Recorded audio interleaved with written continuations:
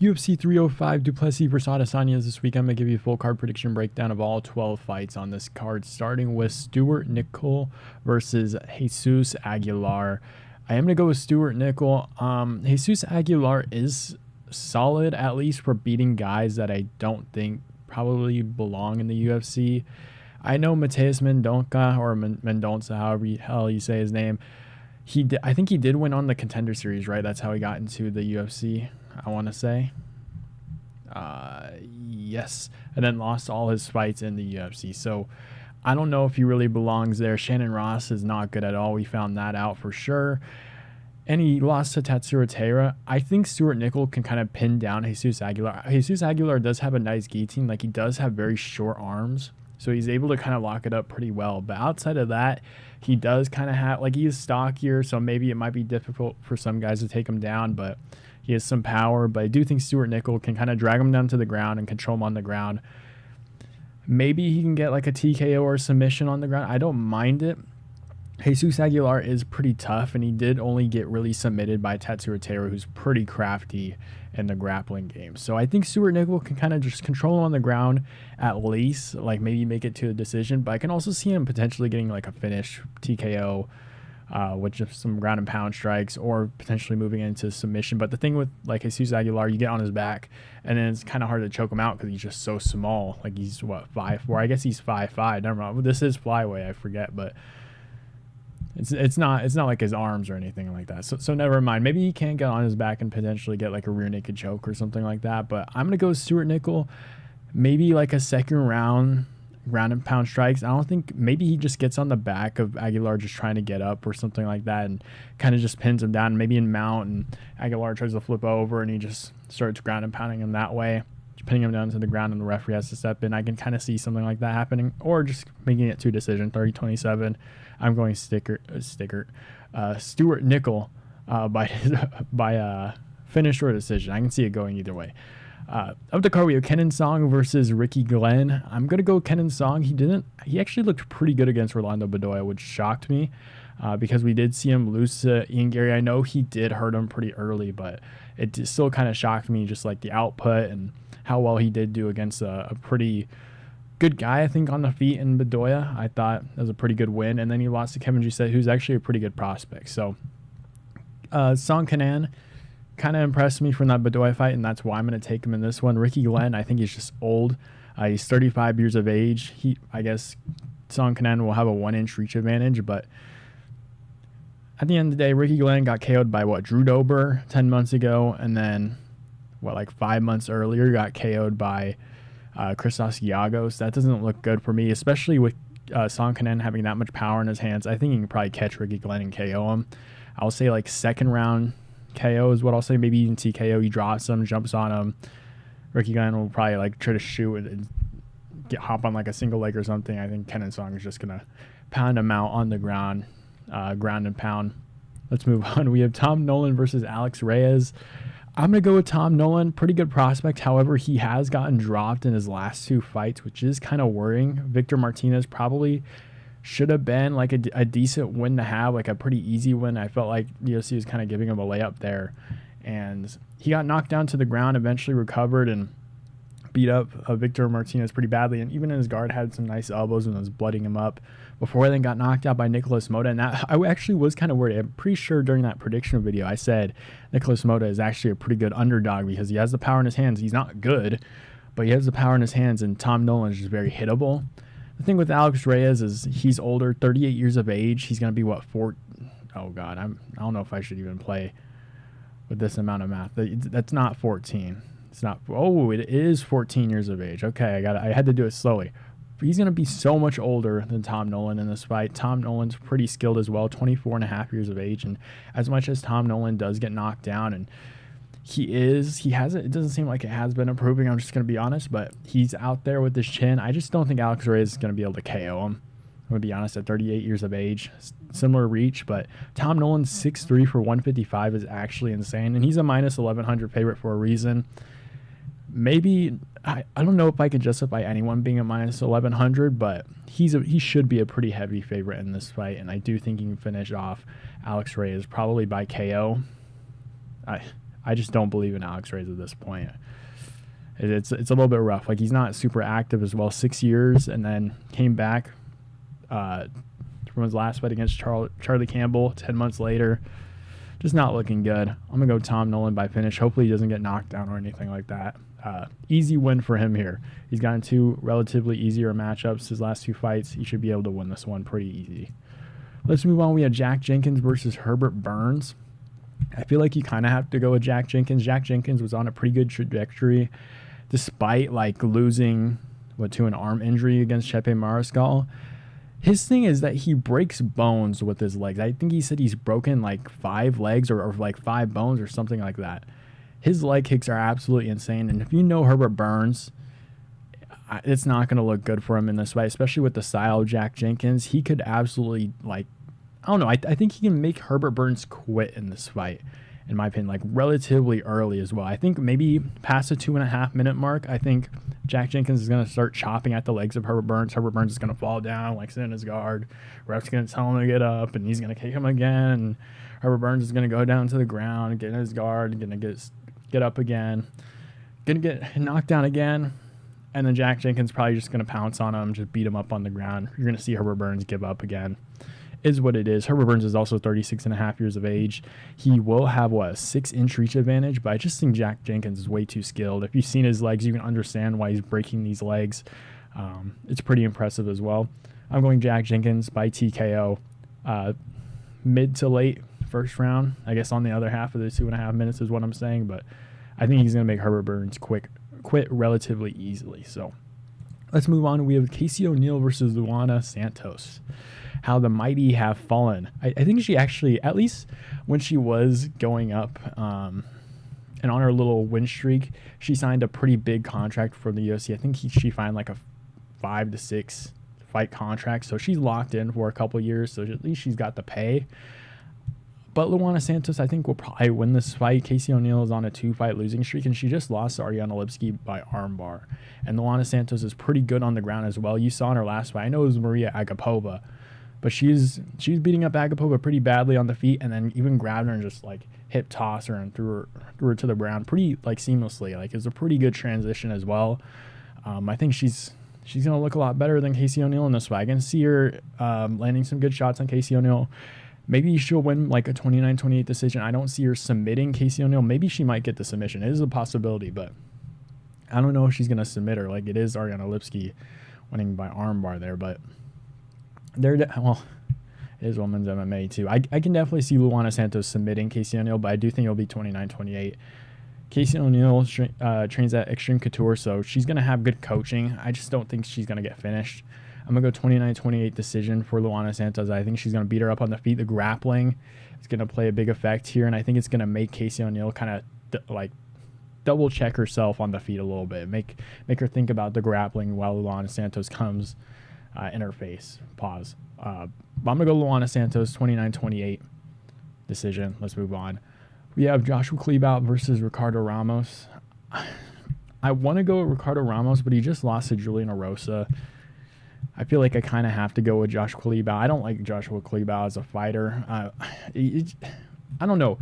It's just, I don't want to be too mean, but like the way he's built, it doesn't seem like someone I would at least trust in to win a fight. And I did take Danny Silva to get the underdog. I think Danny Silva was the underdog in that fight, right? I'm not super wrong there. Yeah, he was the underdog. I took Danny Silva. I do think like a more technical fighter will be able to beat up Josh Culibao pretty badly. But Ricardo Ramos has nice power in his hands, but I think Josh Culibao can kind of just stay out of range, be really patient, and kind of control this fight anywhere this goes. Like he lost against Julian Erosa by guillotine. It's a pretty rough loss to have, and he's been kind of on a losing slump a little bit recently. So I'm going to have to go with Josh Culibao. I don't really trust Ricardo Ramos too much in this fight. Let's move on to our prelim headliner. We have Junior Tafa versus Valter Walker. This is an interesting one because I was kind of thinking of playing with the idea of going with Valter Walker to just completely out-control Junior Tafa, and I do think he will be able to eventually get a takedown. However, I think Junior Tafa can defend enough takedowns to where we'll see Valter Walker kind of just not know what to do and kind of tire out a little bit on the feet. And he's not very good on the feet at all either. So, and we have seen Junior Tafa, especially against Mo Usman, defend the takedowns pretty well. And again, Walter Walker is just, I don't think is any threat on the feet for Junior Tafa. Junior Tafa is very good, very powerful as well. I think he's going to chop up Walter Walker. And eventually, I think in like the second round, I think he's going to beat up Walter Walker's legs, and he's going to chop him up a little bit and kind of make him quit a little bit more, catch him with a shot, goes down, and finish him up on the ground as well. So I'm going to go Junior Tafa, second round TKO. He may get taken down at some point in the first round, but I think as Walter Walker is going to try and take down Junior Tafa, I think he's going to tire himself out a little bit, making it very easy for Junior Tafa to finish him later on in the fight. So I'm going Junior Tafa, second round TKO. Let's move on.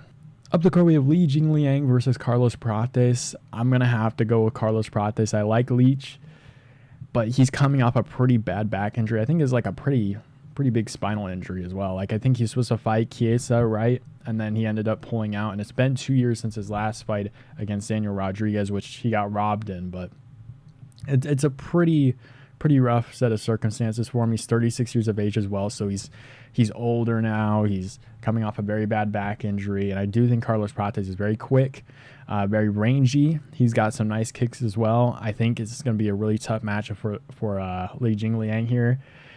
Prates could get the finish. I actually don't mind it in this fight just because of how much older Li Jingliang is, and it does seem like Carlos Prates kind of does have to set into the fight a little bit more. I know it was at the later part of the first round when he finishes Charles Radke, which I thought was actually a pretty solid win because I thought Radke was pretty tough. But yeah, he can finish Li Jingliang. Just Leach being way too rusty, coming back against a pretty fast fighter and one that's going to chop him up a little bit. I can see Carlos Prates kind of getting a finish here. But Li Jingliang is also very durable, very tough as well. So I don't know if I'm too confident in that, but I will say I'll go Prates by TKO. I think like late second, maybe third round, just chops up Leach too much and eventually catches him on the head with, I don't think it'll be like a head kick or anything, but like a straight while Leach comes in and just can't take any more of the punishment. He will have a 6-inch reach advantage as well. I'm going to go Prates though, whether it's by finish potentially or by decision, 30-27 decision. I'm going to go Prates in this fight. Let's move on. We have Tai Tuivasa versus Jairzinho Rozenstruik. I was thinking about taking Tai Tuivasa because honestly, I don't really believe in Jairzinho Rozenstruik. Every time I watch him, it's just, I'll say every time he fights, but he's just very defensive. He's very skittish on the feet. It's kind of really annoying to watch. But Tai Tuivasa, man, he's on a pretty rough losing streak. And if you look at Jairzinho Rozenstruik, I was kind of thinking, like, look at the guys he's beaten. Augusto Sakai recently, at least, within the last few years. Augusto Sakai, Chris Daukaus, and Shamil Gaziev. Which, against Shamil Gaziev, he kind of waited for him to gas out a little bit and kind of got the finish that way. But he's also only lost to guys like Jailton Almeida, Alexander Volkov, Curtis Blades, Cyril Gahn, and Francis Ngannou, who are all either former champions or in the top 5, top 3, respectively. So he's fighting to the very top guys, and I just don't see that in Tai Tuivasa anymore. Maybe Tai Tuivasa can kind of find the chin of Jairzinho Rozenstruik, but the thing with Rozenstruik, even though he's very skittish, he picks his shots very well, and I don't think he's just going to sit there and get chinned by Tai Tuivasa. So I'm going to go with Jairzinho Rozenstruik until Tai Tuivasa kind of proves people wrong here. Gets rid of his 4-fight lose streak. It's going to be really rough to watch this one. We'll see how Tai Tuivasa does. I think this might be, even though he's I think still a decent star, I don't know. Like, he loses to Cyril Gahn, Sergey Pavlovich. He does really well against Cyril Gahn, or at least has a couple moments. Like, he knocked down Cyril Gahn, which is a pretty big moment. So his stock never really moved. But Sergey Pavlovich just gets wrecked in that one. Same against Volkov. Marcin Tybura gets a finish in the first round. Rear naked choke against them.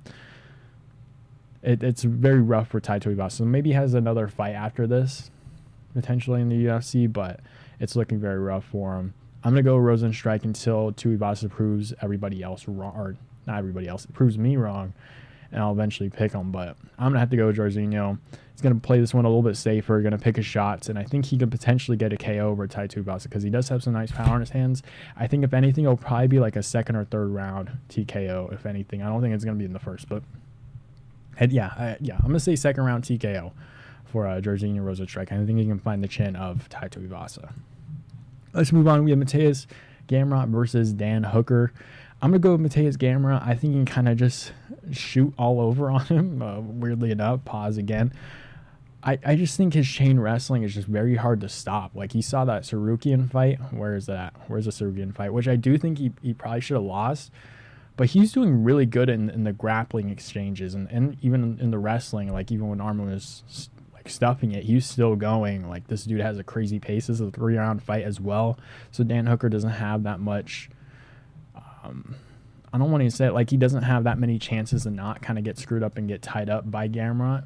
Dan Hooker, I do really like. I do think he's pretty decently balanced. He's going to be a lot better than Gamrot on the feet here, but I think Gamrot's just chain wrestling, going to pick at his legs, like pick at anything that Dan Hooker will give him. And I think even though Dan Hooker might land on him a couple of decent times here and maybe hurt Gamrot, I think eventually Gamrot will grab him.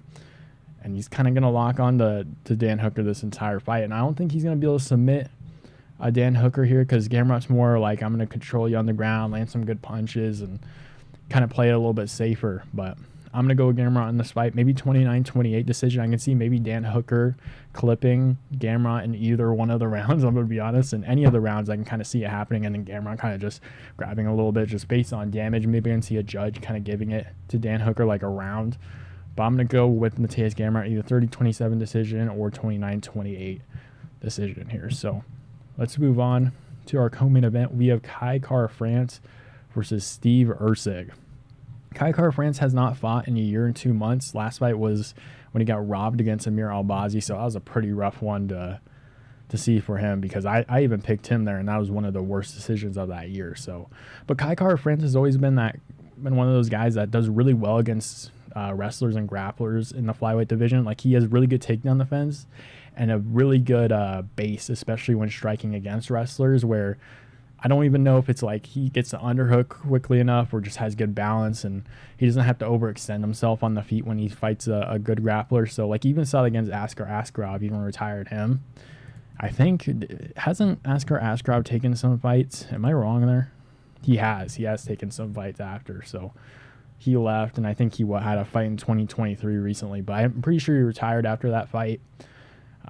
Even against Amir Albazi, thought he did pretty good against the takedowns and landed pretty well. But the thing with Steve Erceg, he's also very good on the feet, and he doesn't need the grappling against Kai Kara-France. So I think Steve Erceg can kind of stay out of the big shots of Kai Kara-France in this fight.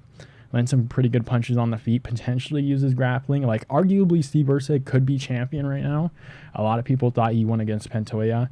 So I'm going to go with Steve Erceg here. I think he has multiple ways to win. He's been active. 3 months ago, he fought. 5 months before then, 9 months before then, a year and 2 months before then. So he's, 3 months between fights. Kai Kara-France hasn't fought in a year and 2 months. So, 14 months before then? What was that, 10 months? Like, he isn't the most active guy recently. He's getting up there in age, 31 and a half years of age. Flyweight's not too big of a deal, certainly, but he's also pretty small for flyweight as well. So I think Steve Erceg can kind of land on Kai Kara-France in this fight on the feet, kind of outpoints him on the feet. Maybe Kai Kara-France can land a decent shot, and Steve Erceg can kind of wobble him a little bit. Steve Erceg does have those moments on the feet, which I did kind of recognize in the lead up to Pantoja and Erceg, that he can get caught on the feet, especially with some wild striking. But Kai Kara-France is pretty technical. I think the defense of Erceg is going to be pretty good in this fight. I think he's just going to chew up the leg of Kai Kara-France a little bit. I do think he's just going to outpoint him in this one. Maybe potentially go for grappling in certain parts of the rounds to kind of secure him. But I'm going to go with Steve Erceg, either 29-28 decision or 30-27. I do not think he finishes Kai Kara-France, but I do think he just hit activity. I think he has a really well-balanced skill set as well. So I think he can implement the grappling eventually and do pretty well on the feet. So let's move on to our main event. We have Dricus du Plessis versus Israel Adesanya for the middleweight title. Whew. For this one, I think I am going to go with Israel Adesanya. I'm going to be honest. I'm going to be rooting for Dricus du Plessis pretty hard in this one. And I do realize I haven't picked Dricus in a minute. I think, well, I'm going against him for this fight. I went against him against Sean Strickland. And I went against him for Robert Whittaker, even though I probably should have went with Dricus against Whittaker. I was calling it, but didn't have the balls to take it. But, yeah, I haven't picked for Dricus in a while, but the thing with Izzy, he has taken quite a bit of time off. It's been, 11 months at this point since he did lose to Sean Strickland. But the thing is, the styles kind of make fights here. And I guess there are certain ways this fight can go that can benefit someone like Dricus or Izzy. And I do think that kind of starts with taking down Israel Adesanya if you are Dricus. I feel like you kind of have to wrestle. And obviously, I mentioned this every video about fighting a guy like Israel Adesanya. The way you beat him is back him up against the fence. He'll circle out the same way, land that shot, either go into the clinch, try to take him down up against the fence, or land the shot while he circles out. Pereira did it fine. Every guy that's fought him that has implemented that has done pretty well. Cannonier, towards the end of that fight, he won a couple rounds, in my opinion, off of doing that. Only one you really can't say is Marvin Vettori. Even like Whittaker did pretty well when he was using that, and Pereira had success in the first fight and the second fight in the UFC when he was doing that, which was his main game plan. But I think for this fight, Israel Adesanya has been coming in pretty heavy for this fight. I think we will say, like, we saw Israel Adesanya kind of blow up after the Strickland fight where he just looked a lot bigger. He kind of looked out of shape. And now, I mean, we know, if you're unbiased at least, or even against Izzy, we're all pretty certain, even maybe Izzy fans will say this. I'm relatively confident that he is on PEDs. Like, I think some of the guys on the UFC rosters are on PEDs, but I think for sure, especially with like the gyno, I'm not going to do a whole breakdown on Izzy gyno or anything, but he's looking pretty big. And I think he's built up some muscle for this fight, especially against a bigger guy in Dricus du Plessis. And the thing with Dricus is that he is very tricky. And I do think a lot of the fight against Sean Strickland was he was able to be super tricky and kind of eventually get away from the jab of Strickland, but was also able to cut him up.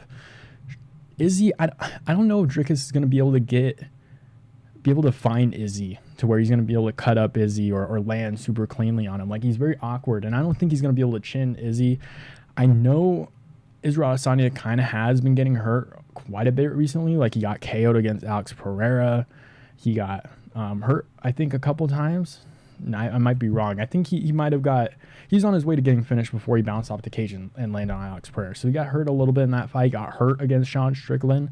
So maybe Dricus can find the chin at least once or twice and kind of land that one shot and put out Israel Adesanya, who is coming in heavier potentially and cutting a lot of weight. So maybe he can do it that way. But I think with Izzy's style, where he leg kicks and jabs straight, lots of feints and backs up, circles around, I think it's going to be really tough for Dricus' style, where it's very awkward and very open. I think for a guy that's like Izzy, who's not fighting a Sean Strickland, who's pairing everything with his Philly shell and putting up his knee like very awkwardly and stopping the leg kicks like he was and just going forward and putting that pressure on Izzy with the really good cardio as well.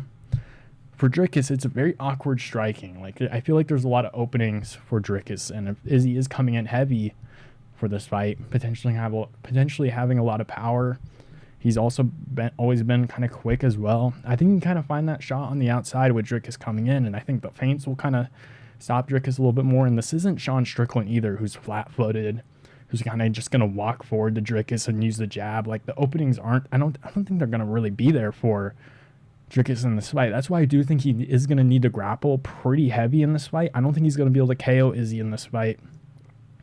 I think he's going to have to grapple. I think he's going to need to take him down, back him up against the fence as he tries to strike, make this fight really boring, go into the clinch, kind of stomp on his feet and all that kind of stuff, try to take him down. And Izzy is coming in heavier. That's why I do think he's going to be able to do decent against these takedowns. And we don't really see Izzy get cut too often, I will say. So I think that's also another thing in terms of like damage-based scoring. I think Izzy will probably land more on Dricus, and this isn't Perth, this isn't Australia, so there will be potentially like a bias towards Izzy in terms of like judging. So I'm gonna go Israel Adesanya. I don't know if he's gonna be able to finish Dricus du Plessis on the feet with like that one shot or anything like that. I feel like, what do I want here? Not what I want. What do I think? Decision or finish? I do think Izzy can kind of find that shot in like the third round, fourth round. Maybe Dricus can't find the takedown. Izzy's kind of hitting up the... Well, I mean, outside of that Pereira fight, Izzy's not really getting finishes. So, I mean, he went to finishing Paulo Costa, going to what, 1, 2, 3, 4 straight decisions, losing to Pereira by finish, getting the finish against Pereira, and then going to a decision against Sean Strickland again. I think a lot of fights that people think, because I think a lot of people are saying Izzy finish, a lot of people are saying Dricus finish. This fight probably will go to a decision, 49-46. I will say I think Dricus implements the grappling very early on. And we kind of saw, well, I'm not going to mention the Darren Till fight because Dricus had a messed up nose, so he kind of breathed correctly or well, at least. But I'm going to go with Izzy. I think chop up the leg a little bit more. I know Dricus has some good leg kicks as well, and maybe he can put the pressure on Izzy, but that's just a lot of activity. So I wonder what the cardio questions were kind of answered in that last fight, but you're chasing down Izzy the entire fight. It's going to be a little bit rough. Izzy's going to land a leg kick and make it just very tough, especially with the feints. I think eventually, maybe in the fight, because Izzy will do this thing. It's not like Sean O'Malley when he feints, like where he's doing the turn, like the feint of spinning back kick or anything like that. Izzy's like feinting stuff he's not gonna throw. So a lot of time it's gonna be a leg kick, and maybe he'll throw a high kick like once or twice in the fight. But it's really just straight shots and leg kicks, circle around. I think it's just gonna be really tough for Dricus to chase him around, especially with the style of Dricus where he is kind of open in weird ways. Where I think a guy who's a little bit more calculated in Izzy can kind of land a couple good shots on him. I just don't think he's going to KO Dricus. And we have seen Dricus get KO'd. I mean, all the way back in KSW against Roberto Soldic, he did get finished, but that was a very long time ago. What is that, 2018? Maybe he is due to get finished. I have no idea. I'm gonna say 49-46 decision for Izzy. Play it a little bit safer here. I think he just lands some more damaging shots on the feet. And we see a little bit more of a tired Dricus towards the end of the fight. So I'm going Israel Adesanya by decision. Let me know who you guys have down below in the comments, and I'll see you guys next time.